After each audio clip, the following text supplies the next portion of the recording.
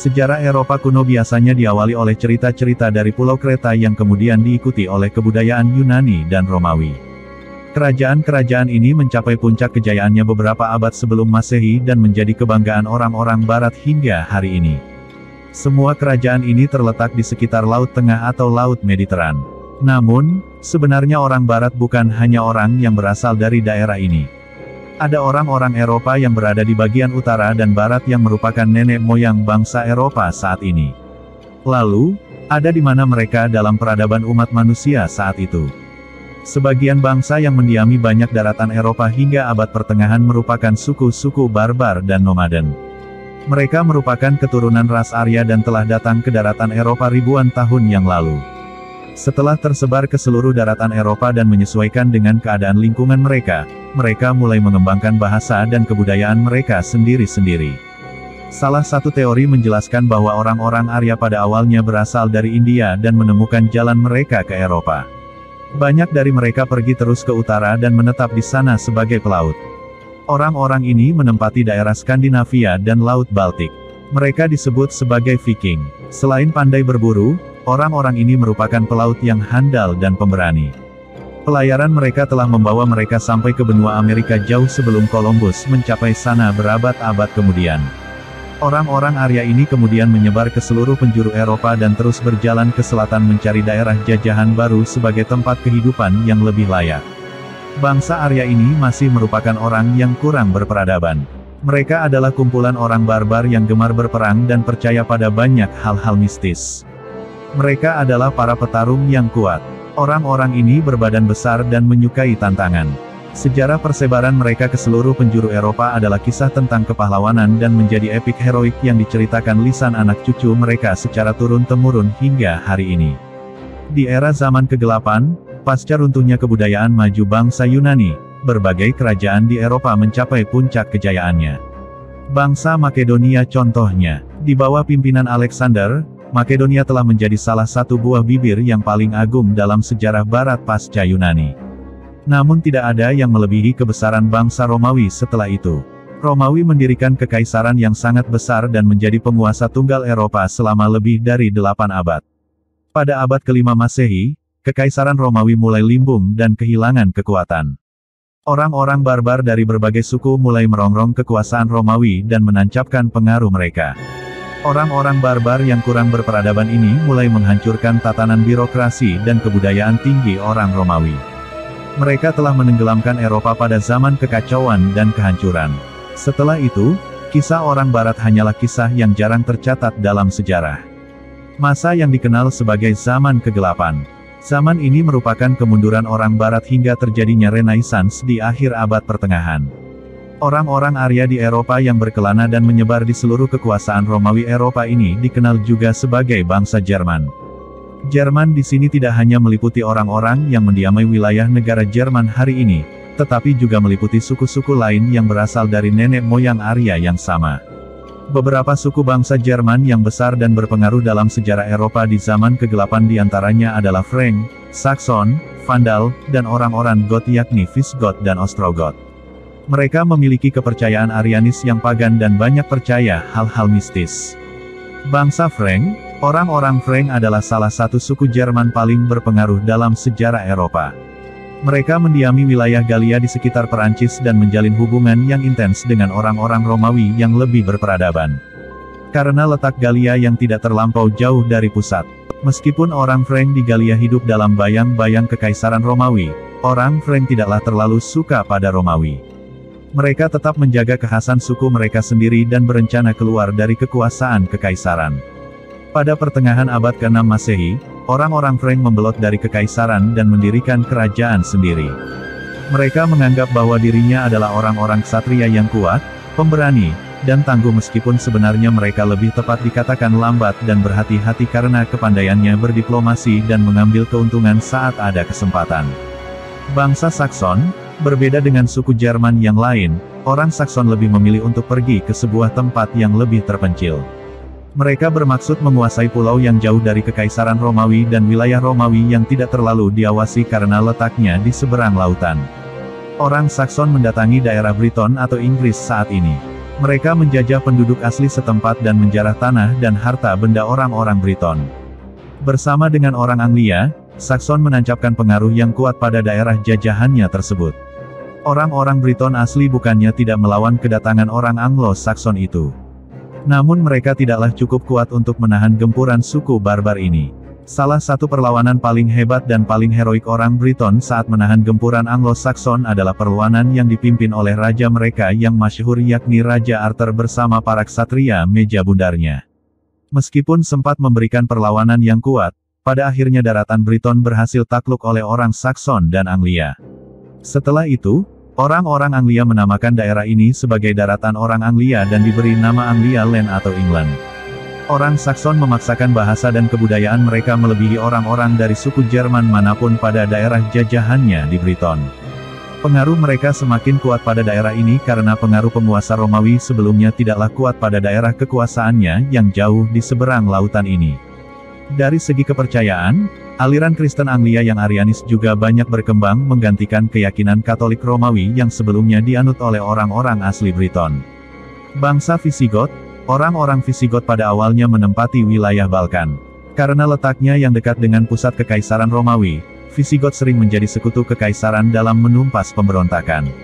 Namun, kekaisaran juga sangat menaruh curiga pada orang Goth ini karena kedekatannya dianggap dapat menjadi ancaman. Pada awal abad ke-5, orang-orang Visigot memilih seorang raja untuk memimpin mereka yang bernama Alaric. Awalnya Alaric adalah sekutu Romawi dan mencoba mencari muka di hadapan kaisar untuk mendapatkan tanah di daerah Italia. Namun karena permintaannya selalu ditolak, Alaric akhirnya memimpin pemberontakan dan mengepung pusat kekaisaran di Roma hingga berbulan-bulan. Keadaan ini membuat orang-orang Roma kelaparan dan terpaksa memberi jalan bagi Alaric dan orang-orang Visigot untuk masuk kota Roma. Orang-orang Visigot yang barbar itu masuk dan menjarah kota Roma. Pusat peradaban Kekaisaran Roma itu pun jadi bahan jarahan orang-orang tak beradab sehingga masa ini menjadi salah satu masa paling kelam dalam sejarah Romawi.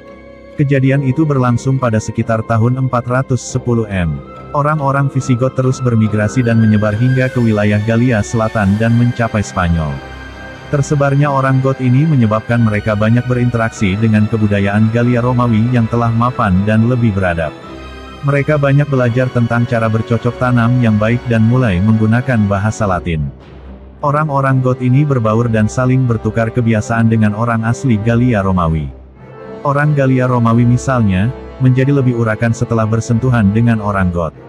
Wanita Galia Romawi ini menjadi suka pada perhiasan orang Goth yang besar dan berkilau-kilauan. Pertama Vandal, orang Vandal tidak melihat kesempatan untuk menempati daerah Galia yang tidak puas berhasil menguasai Afrika Utara, orang Vandal bergerak memasuki Italia dan menginginkan Roma. Romawi tidak tinggal diam. Seorang bangsawan Romawi yang sangat lihai berdiplomasi dan mengatur strategi bernama Aetius memanfaatkan orang Hun dari Eropa Tengah untuk memadamkan pemberontakan ini. Alih-alih membantu, orang Hun di bawah pimpinan rajanya yang sangat masyhur bernama Attila justru menginginkan kekuasaan Romawi. Kekisruhan di kekaisaran yang berujung pada meninggalnya Kaisar Aetius, dan Attila telah memberi kesempatan bagi Gaiseric untuk masuk ke dalam kota Roma. Penjarahan hebat kembali terjadi saat orang-orang Vandal masuk ke kota tua Roma tahun 455 M. Kegiatan perusakan dan penjarahan ini diabadikan menjadi istilah vandalisme yang digunakan untuk suatu kegiatan perusakan terhadap fasilitas umum yang sudah terpasang dengan baik. Setelah takluknya Roma, praktis orang Jerman telah menguasai seluruh Eropa Barat. Namun tetap saja, orang-orang Jerman masihlah menganggap diri mereka barbar dan tidak pantas menguasai Romawi. Mereka tetap memilih orang Romawi sebagai penguasa boneka dengan maksud merebut hati rakyat agar tetap mau taat pada kekaisaran. Hingga terpilihlah Odoacer sebagai penguasa Vandal yang menjadi jenderal Romawi.